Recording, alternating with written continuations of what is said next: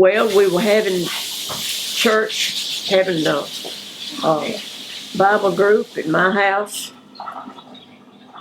down on, I'll call it Floddenfield. We lived in a big old 2-story house down there. It was built a long time ago, but it's a pretty place. And we were having that group Bible study that night. And he came over riding a horse. Oh, it is. And I thought, oh my gosh, you look good. And then his sister told me, the one, Mary Alice, the one that's dead now, told me that he already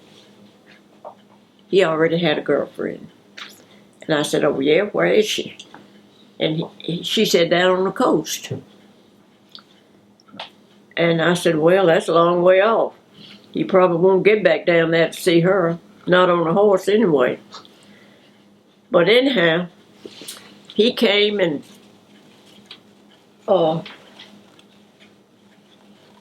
I went to his little church, which was Castle Chapel, not too far down the road from where your mother and dad live.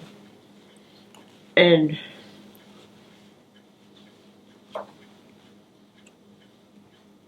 I still wasn't going with him or anything. I was riding the bus. We had moved, and I was riding the bus to Benton School. And this guy that was driving the bus asked me to marry him. And I said, are you kidding me? I said, I hadn't even thought about getting married. And he ended up later marrying his first cousin. But, and then I started going with him after that.